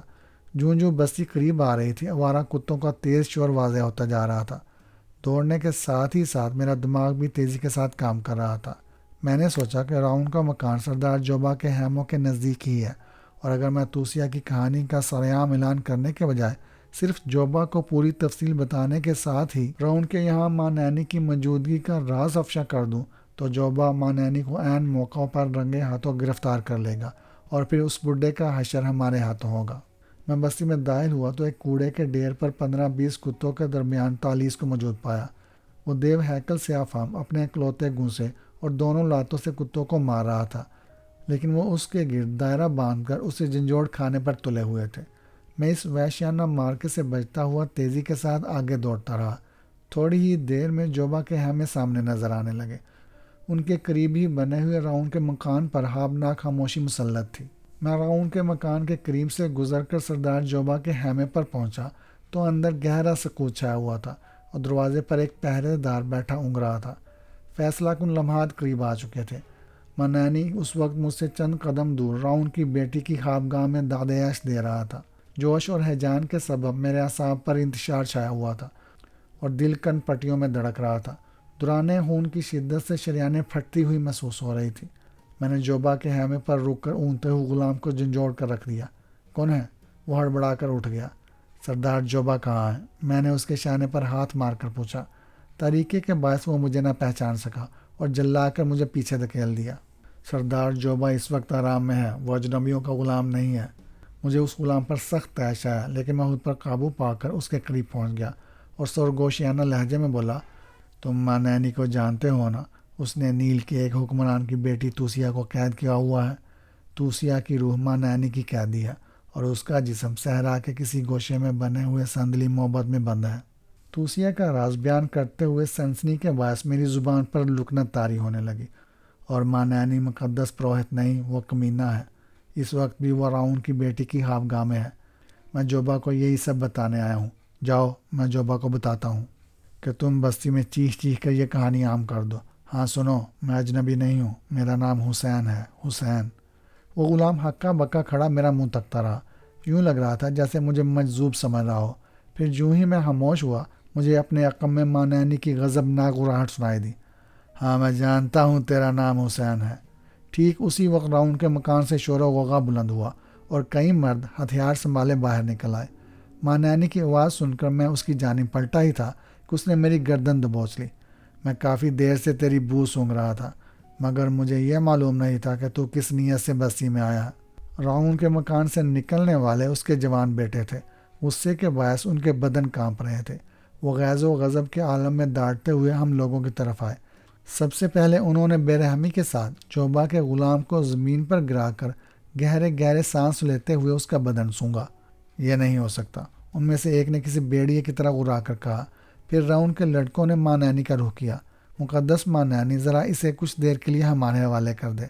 ان میں سے ایک نے اپنے غصے پر قابو پانے کی ناکام کوشش کرتے ہوئے کہا۔ کیا بات ہے؟ ماں نینی نے اپنی آواز میں رعب پیدا کرنے کی کوشش کرتے ہوئے سوال کیا۔ کسی نے ہماری بہن کی آبرو لوٹی ہے۔ ہم سو رہے تھے۔ غصے کے باعث بولنے والے کے منہ سے الفاظ اٹک اٹک کر ادا ہو رہے تھے کہ کوئی اس کی خوابگاہ سے نکل کر گھبرائے ہوئے انداز میں بھاگا اور ہم بیدار ہو گئے۔ وہ بدنصیب 2 دن بعد بیاہی جانے والی تھی۔ اس کی ماں نے اس کے جسم پر خوشبوئیں ملی ہوئی تھیں، اور اب جبرین کے جس مرد کے بدن سے وہ خوشبوئیں آئے گی، ہم اس کی بوٹیاں اڑا دیں گے۔ ہماری بہن اپنی ماں کی چھاتیوں میں منہ چھپائے بلک بلک کر رو رہی ہے۔ یہ تمہارے حوالے ہے۔ ماں نانی نے غیر ارادی طور پر پیچھے سرکتے ہوئے مجھے ان چاروں کے آگے دھکیل دیا۔ اس وقت تک آس پاس کے مکانوں سے بہت سے لوگ ہتھیار سنبھال کر باہر آ چکے تھے۔ جبرین کا سردار جوبا بھی اپنے خیمے سے باہر آ گیا تھا۔ سورج کی روشنی غروب ہو جانے کے باعث لوگ ڈرتے ڈرتے گھروں سے نکل رہے تھے۔ کیا بات ہے؟ جوبا کی آواز پر نشے کے اثرات ابھی تک باقی تھے۔ محترم سردار، نگہبان نے اپنے سر کو ہم دے کر کہا، حسین تیرے لیے ایک چھوٹی کہانی لے کر۔ اس کی بات پوری ہونے سے قبل ہی ماں نانی پوری قوت سے داڑتا ہوا اس غلام کی طرف لپکا۔ خاموش، ورنہ ابھی یہاں تیری لاش تڑپے گی۔ راؤنڈ کے لڑکے مجھے کسی جانور کی طرح زمین پر الٹ پلٹ کر میرا بدن سونگھ رہے تھے۔ جو ہی ماں نانی جوبا کے غلام کی طرف لپکتے ہوئے ان کے نزدیک سے گزرا، ان میں سے ایک نے ماں نانی کی طرف منہ کر کے گہرا سانس لیا اور پھر مجھے چھوڑ دیا۔ اسے چھوڑ دو، یہ نہیں ہے، اس نے اپنے بھائیوں سے یہ کہتے ہوئے آنکھ سے ماں نانی کی جانب اشارہ کیا، جو اب بھی جوبا کے غلام کی طرف متوجہ تھا۔ راؤنڈ کے لڑکوں نے مجھے چھوڑ دیا اور گرد و پیش کے ماحول کو بھول کر کینہ توز نظروں سے ماں نانی کی جانب گھورنے لگے، لیکن وہ ابھی تک اس سنسنی خیز موڑ سے بے خبر تھا۔ مقدس ماں نانی، جوبا نے آگے بڑھ کر ناخوشگوار لہجے میں کہا، تو اکثر اپنی حدود سے تجاوز کرنے لگا ہے، میرے غلاموں کی زبان بندی تیرا حق تو نہیں ہے۔ ماں نانی اس صحرا کا حکمران ہے اور یہاں وہی قانون بنے گا جو ماں نانی چاہے گا۔ ماں نانی اپنی آہنی شام والی چھڑی سے جوبا کی پیشانی کی طرف اشارہ کرتے ہوئے بولا۔ ماں نانی اچھی طرح جانتا ہے کہ اس بستی پر اور اس بستی والوں پر اس کا کیا حق ہے، کسی کو یہ سبق دینے کی ضرورت نہیں۔ میں اس وقت شدید اعصابی اختلال میں مبتلا تھا، میرے پورے بدن میں بے شمار چونٹیاں سنسنا رہی تھیں۔ میں نے ماں نانی کے خلاف زبان کھولنی چاہی، لیکن الفاظ حلق ہی میں پھنس کر رہ گئے۔ توسیہ سے ماں نانی کی کمزوری کا علم ہو جانے کے باوجود اس وقت میں ماں نانی سے بری طرح حائف تھا۔ وہ سخت نامساعد حالات میں گرا ہونے کے باوجود جس طرح جوبا کو للکار رہا تھا، اس کے پیش نظر مجھے یہ یقین کرنا دشوار ہو رہا تھا کہ ماں نانی اپنی پرسرار قوتوں سے محروم ہو کر اب ایک کمزور اور ناتواں بوڑھا ہو کر رہ گیا ہے۔ ماں نانی، اچانک راؤنڈ کا ایک لڑکا اپنے غصے پر قابو نہ رکھ سکا اور توہین امیز لہجے میں ماں نانی کو للکار کر اس کی طرف لپکا۔ ایک ثانیے کے لیے وہاں جمع ہونے والوں کو سام سونگ گیا۔ ماں نانی بجلی کسی پھرتی سے پیچھے پلٹا، اس کا چہرہ اس انداز تحاتب پر دھواں دھواں ہو گیا تھا۔ اس سے پیشتر کہ راؤنڈ کا لڑکا ماں نانی سے لپٹ پڑتا، مجمع میں سے کسی کی مذہبی عقیدت نے جوش مارا اور شائیں کی آواز کے ساتھ ایک تیر اس کی گردن میں ترازو ہو گیا۔ وہ کڑیل جوان دل دوست چیخ مار کر زمین پر ڈھیر ہو گیا اور اس سے قبل کہ اس کی نبضیں ٹٹولی جاتی، اس کا بدن کام کر ہمیشہ کے لیے ساکن ہو گیا۔ اس حادثے کی وجہ سے چند سیکنڈ کے لیے لوگوں کی توجہ ماں نانی کی جانب سے ہٹی اور وہ اس مہلت سے فائدہ اٹھا کر کسی طرف کھسک گیا۔ اپنے بھائی کی موت کا یقین ہونے کے بعد راؤنڈ کے لڑکوں نے سر اوپر اٹھایا اور غصے سے ناچ اٹھے۔ وہ فرار ہو گیا ہے، دیکھو تمہارا مقدس پروہت مجرموں کی طرح منہ چھپا کر بھاگا ہے۔ پھیل جاؤ پوری بستی میں اور اسے تلاش کر کے اس کے ٹکڑے اڑا دو۔ ان میں سے ایک مٹھیا بینچ بینچ کر بولا۔ فرتے غضب سے اس کے منہ سے کف جاری ہو گیا تھا۔ اور سنو، میں نے بھی زبان کھولی، اس نے توسیہ کو قید کیا ہوا ہے، صنم پرستوں کی شہزادی کی روح اس کے ستم کا شکار ہے۔ میں مجمع کے درمیان کھڑا ہو کر کسی مقرر کی طرح ان سب کو توسیہ کی رحم انگیز سرگزشت سنانے لگا۔ راؤنڈ کے لڑکوں کی شوریدہ سری اور الزام تراشی نے جبرین والوں پر اتنا اثر نہیں ڈالا تھا، لیکن جو ہی میں نے ببانگ دوحل توسیہ کی داستان چھیڑی تو جبرین والوں کا خون جوش مارنے لگا۔ ان قزاقوں کے چہروں سے خون کی پیاس نمایاں ہونے لگی اور وہ ٹولیاں بنا بنا کر جبرین کے گلی کوچوں میں پھیلنے لگے۔ ان میں راؤنڈ کے لڑکے پیش پیش تھے جو ماں نانی کے سبب اپنے ایک جوان بھائی کی موت اور بہن کی آبرو کا تازہ داغ کھا چکے تھے۔ حسین، میرے دوست، جوبا دونوں باہیں پھیلا کر مجھ سے بغل گیر ہو گیا۔ اب ماں نانی اس زرزمین پر ذلیل و رسوا کیا جائے گا جہاں اس کے نام کا سکہ چلتا تھا۔ اسی وقت آس پاس سے آوارہ کتوں کا شور سنائی دیا، پھر فضا تالیس کے بیانق قہقہے سے لرز اٹھی۔ رات کی سیاہی میں ابھرنے والی ان عصیبی آوازوں کے درمیان ماں نانی کی دہشت زدہ چیخیں بھی ابھری، جیسے وہ کسی چیز سے خوف زدہ ہو کر اپنا بچاؤ کر رہا ہو۔ پھر کتوں کا وہ شور قیامت کا سما باندھنے لگا۔ وہ آوازیں مختلف سمتوں میں بھٹکتی آہستہ آہستہ جوبا کے خیموں کے نزدیک آ رہی تھیں۔ اس وقت وہاں میرے اور جوبا کے سوا 10-12 آدمی اور رہے ہوں گے۔ یہ وہ لوگ تھے جو شور اور ہنگامے کی آوازیں سن کر بستی کے اندرونی حصوں سے قدرے تاخیر سے وہاں پہنچے تھے اور ابھی تک پوری صورتحال سے واقفیت حاصل نہیں کر سکے تھے۔ ہم لوگ سانس روکے آنے والے لمحات کے منتظر رہے۔ پھر سامنے والے میدان میں ایک عبرتناک منظر نظر آیا۔ تاروں کی چھاؤں میں بستی کے تمام آوارہ کتے ایک دائرے کی صورت میں ماں نانی کو اپنے نرغے میں لیے ہوئے تھے اور تالیس کے اشاروں پر اس خبیث بوڑھے کو جوبا کے خیموں کی جانب ہانک رہے تھے۔ جب بھی ماں نانی ٹھٹکتا، کتے اس پر ٹوٹ پڑتے اور ماں نانی بری طرح چیخنے لگتا۔ ان کتوں کے تیوروں سے ظاہر ہو رہا تھا کہ اگر تالیس ان پر قابو نہ پائے رکھتا تو وہ بے رحمی کے ساتھ اس کی بوٹیاں اڑا ڈالتے۔ ماں نانی کی اس شایان شان جلوس کے پیچھے جبرین کے بے رحم لڑاکا اور قزاق اپنی کمانیں کھینچے اور نیزوں کا رخ ماں نانی کی جانب کیے چلے آ رہے تھے کہ وہ کتوں سے بچ کر اگر کسی طرف بھاگنے کی کوشش کرے تو چشمے زدن میں اسے زمین پر ڈیر کر دیں۔ راؤنڈ کے لڑکے بھی آنے والوں میں شامل تھے۔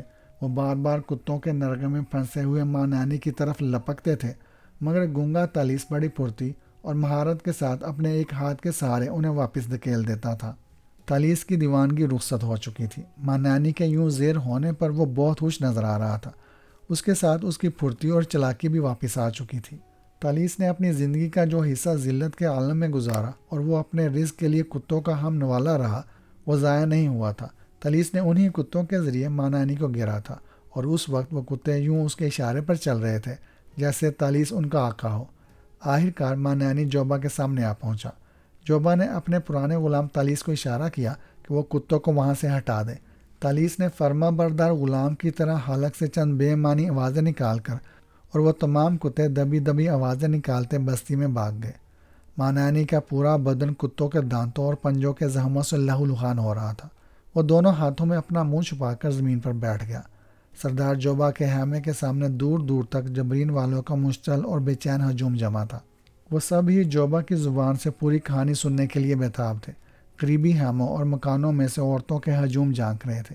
ہر ایک اس انقلاب کا راز جاننا چاہتا تھا جس نے پل بھر میں ماں نانی کے تقدس کے مصنوعی ہال کو تار تار کر کے اس کے کراہت آمیز کردار کو بے نقاب کر دیا تھا، اور جبرین کا وہ معزز پیشوا اب ہاک میں بیٹھا ہوا تھا۔ سردار جوبا نے کچھ دیر تک مجمع کا رنگ دیکھا، پھر اپنے خیمے کے سامنے بنے ہوئے چبوترے پر چڑھ گیا۔ اس پر نظر پڑتے ہی سرگوشیاں دم توڑ گئی۔ وہاں مہیب سناٹا چھا گیا، جس میں لوگوں کے چڑھے ہوئے سانسوں کی آوازیں گونج رہی تھیں۔ تم لوگ اب اپنے گھروں کو لوٹ جاؤ، ماں نانی کے مقدر کا فیصلہ سورج کی روشنی میں کیا جائے گا، جوبا نے اونچی آواز میں کہا۔ نہیں، ہمیں ماں نانی کا سر چاہیے۔ مجمع میں سے بہت سی آوازیں آئیں۔ تم سب جانتے ہو، جوبا انہیں خاموش کرانے کے بعد بولا، کہ جبرین میں سورج غروب ہونے کے بعد گھروں سے نکلنا نحوست کی نشانی ہے۔ رات کی سیاہی میں گھروں سے کھلے آسمان کے نیچے نکلنے والوں کو نادیدہ بلائیں چاٹ جاتی ہیں۔ ماں نانی راتوں کی سیاہی میں نخلستان سے بستی میں آ کر گناہوں کی تہم ریزی کرتا رہا، اور آج یہ اپنے ہی لوگوں کے ہاتھوں ذلت کی انتہا کو پہنچا دیا گیا ہے۔ اب ہمیں اس وقت کوئی فیصلہ نہیں کرنا چاہیے، کیونکہ یہ غلطیوں کے غلط فیصلوں کا وقت ہے۔ ہم صبح کا اجالا پھیلتے ہی ماں نانی سے اپنا برسوں کا حساب بے باک کر دیں گے۔ جوبا کے خاموش ہوتے ہی مجمع میں ملی جلی سرگوشیاں پھیل گئیں اور لوگ واپس لوٹنے لگے۔ لیکن سردار، یہ بہت مکار ہے، کہیں موقع پا کر فرار نہ ہو جائے۔ راؤنڈ کا ایک لڑکا جوبا کے قریب آ کر بولا، تم فکر نہ کرو، صبح تک ماں نانی میرے پاس بستی والوں کی امانت ہے۔ سردار جوبا نے پرعزم لہجے میں یہ کہہ کر اسے مطمئن کر دیا۔ تالیس تماشائیوں کے ہجوم سے نکل کر خود بخود سردار جوبا کے غلاموں کی صف میں آ کھڑا ہوا تھا۔ ماں نانی کے بے بس ہوتے ہی تالیس اس کے سیر سے آزاد ہو چکا تھا۔ اس کے ہاتھوں اور پیروں میں آہنی بیڑیاں ڈال کر اسے مویشی خانے کے برابر والی کوٹری میں بند کر دو۔ یہ بہت مکار ہے، اس کا خیال رکھنا کہ فرار نہ ہونے پائے، سردار جوبا نے اپنے غلاموں سے مخاطب ہو کر کہا۔ پھر تالیس کو خاص اشاروں کی مدد سے ماں نانی کی نگرانی کی ہدایت دینے لگا۔ سردار جوبا کی موجودگی میں ہی ماں نانی کو توق اور بیڑیاں پہنا دی گئی، اور تالیس اسے گھسیٹتا ہوا مویشی خانے کی طرف لے چلا، جو سردار جوبا کے رہائشی خیموں کے عقب میں تھوڑی دوری پر واقع تھا۔ میرا تو ارادہ تھا کہ ماں نانی کو وہاں بند کر کے ہی واپس آئیں، لیکن جوبا اپنے غلاموں اور خاص طور پر گونگے تالیس کی وجہ سے بہت زیادہ مطمئن نظر آ رہا تھا۔ سردار جوبا نے مجھے اپنے ہمراہ خیمے میں چلنے کی دعوت دی، جسے میں نے خوشی سے قبول کر لیا۔ جب جوبا نشست گاہ سے گزر کر اپنے خوابگاہ میں جانے لگا تو میں ٹھٹک کر رک گیا۔ سردار، میں یہیں رات بسر کروں گا، میں نے معذرت آمیز لہجے میں کہا۔ کیوں؟ اس نے حیرت سے پوچھا۔ میری خوابگاہ میں نئی آرام دہ بستر ہے، میں کسی کنیز کو وہاں سے ہٹا دوں گا، تجھے آرام کی ضرورت ہے۔ میں تیرا احسان مند ہوں سردار، مگر مجھے یہیں سونے دو۔ جوبا نے اپنے سر کو جنبش دی اور اپنی خوابگاہ میں چلا گیا۔ اس وقت نشست گاہ میں صرف ایک مومی شمع روشن تھی۔ اپنے لیے جگہ کا انتخاب کرنے کے بعد میں نے وہ مشعل بھی گل کر دی اور اپنی جگہ پر لیٹ گیا۔ مجھے امید تھی کہ بنت نیل ماں نانی کے ستم سے نجات پانے کے بعد اب یہ رات میرے ساتھ ہی گزارے گی۔ میں اس کے انتظار میں بے چینی سے پہلو بدلنے لگا۔ چند ہی منٹ گزرے ہوں گے کہ سردار جوبا کا وہ خیمہ مانوس خوشبوؤں سے مہک اٹھا۔ میں نے ہڑبڑا کر اٹھنا چاہا، لیکن ایک نرم اور نازک نسوانی ہاتھ نے میرے سینے پر دباؤ ڈال کر مجھے دوبارہ لٹا دیا۔ اس کے ہاتھوں کا لمس میرے لیے اجنبی نہیں تھا۔ رات کی تاریکی میں توسیہ کا جواہر نگار طلائی تاج جگمگا رہا تھا اور قیمتی پتھروں سے روشنی کی کرنیں پھوٹ رہی تھی۔ وہ میرے سرہانے بیٹھی ہوئی تھی اور اس کا مسرور چہرہ میرے اوپر جھکا ہوا تھا۔ میں نے مسکرا کر اس کی جانب دیکھا اور پھر اس کے لب اور رخسار کی حرارت میری روح کو آسودگی اور فرحت کی نئی کہکشاؤں کی سیر کرانے لگی۔ ماں نانی کا انجام مبارک ہو توسیہ۔ اپنے وجود کو بہکے ہوئے جذبات کے بنور سے نکالنے کے لیے میں نے گفتگو کا سلسلہ چھیڑ دیا۔ ابھی نہیں پیارے حسین، وہ میری پیشانی چوم کر بولی۔ ماں نانی اپنی غیر انسانی قوتوں سے تو محروم ہو گیا ہے، لیکن مجھے اب بھی ڈر ہے۔ ڈر کس بات کا؟ میں نے حیرت سے کہا۔ اپنی قوتوں سے محروم ہو جانے کے بعد اب وہ نہ تو تمہیں پابند کر سکتا ہے نہ پریشان کر سکتا ہے۔ تم ٹھیک کہہ رہے ہو، لیکن میری چھٹی حس کہتی ہے کہ وہ حبیث بڈھا پھر نئے گل کھلائے گا۔ اس کا نام ماں نانی ہے، وہ اتنی آسانی سے شکست نہیں مانے گا۔ تم تو مجھے اس سے ڈرا رہی ہو، میں نے دھیمے سے ہنس کر کہا۔ سنو حسین، وہ سنجیدگی کے ساتھ بولی، میرا جسم اب میری روح کو پکار رہا ہے۔ میں اس وقت بھی سردار جوبا کی لڑکی زینو کا بدن چرا کر تمہارے پاس آئی ہوں۔ صدیوں کی یکسانیت سے میں اکتا گئی ہوں، اب مجھے میرا جسم چاہیے۔ صبح کی روشنی میں ماں نانی کا فیصلہ ہوتے ہی میں یہ بستی چھوڑ دوں گا توسیہ، میں نے اس کے رخسار پر تھپکی دیتے ہوئے کہا۔ صحرائی قزاقوں کی اس بستی سے مجھے وحشت ہونے لگی ہے۔ نہ جانے وہ سندلی کلیسا کہاں ہے، تمہیں اس کی تلاش میں ابھی بھٹکنا ہوگا۔ میری خاطر تم بڑی دشواریوں میں پڑ گئے ہو حسین، وہ کرب آمیز لہجے میں بولی۔ اگر وہ اسی صحرا میں ہے تو میں اسے تلاش کر لوں گا توسیہ، میں تمہارے لیے سب کچھ کر گزرنے کو تیار ہوں۔ اگر ماں نانی راہ میں حائل نہ ہوتا تو تم اب تک اپنے اصل روپ میں آ چکی ہوتی۔ اب تم سو جاؤ، رات کافی ڈل چکی ہے اور تم پچھلی شب سے تھکے ہوئے ہو، وہ میرے بالوں میں اپنی مخروطی انگلیاں پھیرتے ہوئے بولی۔ اسی وقت خوابگاہ سے جوبا کی آواز آئی، حسین کیا تو وہاں تنہا ہے؟ ہاں سردار، میں نے بوکھلا کر جلدی سے جواب دیا۔ بھلا یہاں کون آئے گا؟ یہ کہہ کر میں نے اپنے سرہانے دیکھا تاکہ توسیہ کو روانہ کر سکوں، لیکن وہ سردار جوبا کی آواز سنتے ہی میری کسی ہدایت کا انتظار کیے بغیر رخصت ہو چکی تھی۔ میں انجلی کو تیرے پاس بھیج رہا ہوں، یہ جبل سے لوٹی ہوئی بہت حسین کنیز ہے، تو اس کی آغوش میں آرام سے سو سکے گا، جوبا نے وہیں سے کہا۔ پھر تاریکی میں قدموں کی آہٹ سنائی دی اور میں نے چڑھتے ہوئے نسوانی سانسوں کی دمک اپنے قریب محسوس کی۔ انجلی، میں نے آہستہ سے اسے پکارا۔ کنیز حاضر ہے میرے آقا، افسردگی میں لپٹی ہوئی مترنم آواز ابھری۔ مجھے اس کی آواز سے اس کی مظلومیت کا احساس ہوا، پھر توسیہ سے وفا کا عہد یاد آیا اور میں نے منہ پھیر کر کروٹ لے لی۔ تم میرا سر سہلاتی رہو، میں نے محتاط لہجے میں اس سے کہا اور آنکھیں موند لیں۔ آہستہ آہستہ مجھ پر غنودگی چھانے لگی اور پھر میں نیند کی آغوش میں کھو گیا۔ صبح میری آنکھ کھلنے کا سبب تیز شور تھا۔ میں نے آنکھیں کھولی تو وہ خیمہ سورج کی کرنوں سے منور ہو رہا تھا اور میں وہاں تنہا تھا۔ خیمے سے باہر بے شمار آدمیوں کے شور کی ملی جلی آوازیں آ رہی تھیں، جن کے باعث صورتحال کا اندازہ لگانا دشوار تھا۔ میں باہر جا کر صورتحال کا جائزہ لینے کی نیت سے اٹھا ہی تھا کہ سردار جوبا آندھی کسی رفتار سے خیمے میں داخل ہوا اور میرے شانے دبوچ کر گھبرائی ہوئی آواز میں بولا، غضب ہو گیا حسین۔ ماں نانی تالیس اور دوسرے غلاموں کو فریب دے کر کوٹری کی کھڑکی گرا کر توق اور بیڑیوں سمیت فرار ہو گیا۔ تالیس غصے سے پاگل ہو کر اپنے بال نوچتا صحرا میں نکل گیا ہے۔ بستی کے تمام آوارہ کتے بھی اس کے ساتھ ہیں۔ یہ خبر سن کر میرے قدموں تلے سے زمین نکل گئی۔ توسیہ کا اندیشہ 100% درست ثابت ہوا تھا۔ اور یہ باہر شور کیسا ہے؟ میں نے جوبا سے پوچھا۔ جبرین والے ماں نانی کے مقدر کا فیصلہ کرنے کے لیے جوک در جوک چلے آ رہے ہیں، انہیں ابھی تک ماں نانی کے فرار کا علم نہیں ہوا۔ وہ ادھر ادھر دیکھتے ہوئے سرگوشیانہ آواز میں بولا، راؤن کے لڑکے نے پچھلی رات ہی تجھے ہوشیار کیا تھا، یہ خبر سن کر بستی والے پاگل ہو جائیں گے، میں نے پرتشویش لہجے میں کہا۔ اب کیا کرنا چاہیے؟ جوبا بہت زیادہ مضطرب تھا۔ جبرین والوں کو پوری بات بتا دو، تم ماں نانی کے فرار کو زیادہ دن نہ چھپا سکو گے۔ میں نے سردار جوبا کے لیے اپنے دل میں ہمدردی محسوس کی، لیکن ان کے عتاب سے میں کیسے بچوں گا؟ جوبا کراہا۔ ہاں یہ بتاؤ کہ ماں نانی کی تلاش میں کسی کو نخلستان کی طرف بھی بھیجا ہے؟ میں نے اس کی بات کو نظر انداز کرتے ہوئے کسی فوری خیال کے تحت پوچھا۔ نہیں، وہ ادھر کا رخ بھی نہیں کریں گے۔ جوبا نے لاپرواہی سے میری بات کو نظر انداز کر دیا۔ اونٹ سنبھال لو، وہ ادھر ہی گیا ہوگا، میں نے جوبا کا ہاتھ پکڑ کر اسے کھینچتے ہوئے کہا۔ ہم باہر جمع ہونے والوں کی بھیڑ کاٹتے تیزی کے ساتھ مویشی آنے پہنچے اور آنن فانن میں 2 اونٹوں پر سوار ہو کر نخلستان کی طرف روانہ ہو گئے۔ بستی سے نکل کر ہمیں دور ہی سے نخلستان نظر آنے لگا۔ ماں نانی کا خیمہ بھی اپنی جگہ صحیح سالم کھڑا ہوا تھا۔ میں نے دل ہی دل میں سوچا کہ میرا اندیشہ غلط نکلا، مگر میں نے جوبا پر اپنے اس خیال کا اظہار نہیں کیا، کیونکہ وہ اس وقت حادثہ زودہ ہی سو رہا تھا۔ جس وقت ہمارے اونٹ پوری رفتار سے دوڑتے ہوئے نخلستان کے لہلہاتے سبزہ زار میں داخل ہوئے تو ماں نانی کے خیمے میں آگ بھڑک اٹھی۔ وہ وہیں ہے، وہ وہیں ہے، سردار جوبا جوشیلی آواز میں چلایا، اور ہمارے اونٹ ہمک کر اور تیزی سے آگے بڑھنے لگے۔ ہمارے نگلستان کے وسط میں پہنچنے تک ماں نانی کے حامے میں کئی جگہ آگ لگ چکی تھی۔ میں دل ہی دل میں دعا مانگ رہا تھا کہ ماں نانی آگ لگانے میں ایسا منہمک رہے کہ ہم اس کے سر پر پہنچ جائیں، لیکن تقدیر کو یہ منظور نہیں تھا۔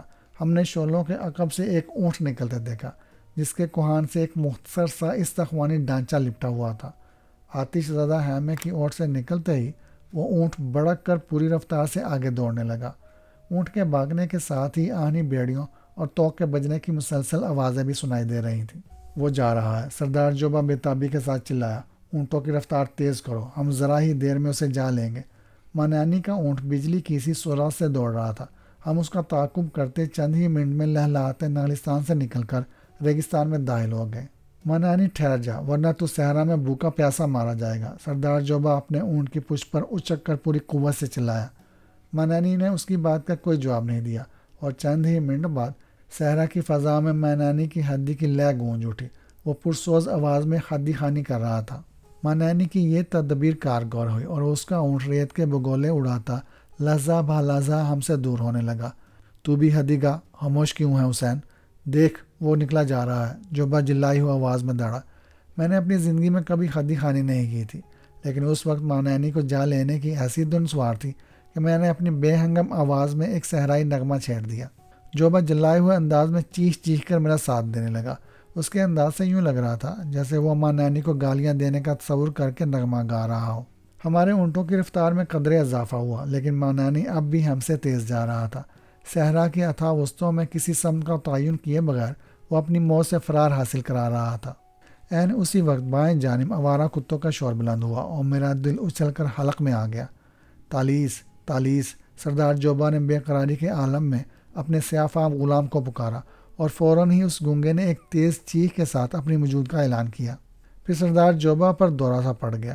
پھر وہ چیخ چیخ کر حلق سے بے معنی آوازیں نکال رہا تھا، لیکن میں یہ محسوس کر کے حیران رہ گیا کہ تالیس کافی دور ہونے کے باوجود جوبا کا مدعا سمجھ گیا، اور جوبا کے خاموش ہونے سے پہلے ہی آوارہ کتوں کا غول ہمارے اونٹوں کے آگے ماں نانی کے تعاقب میں بڑھنے لگا۔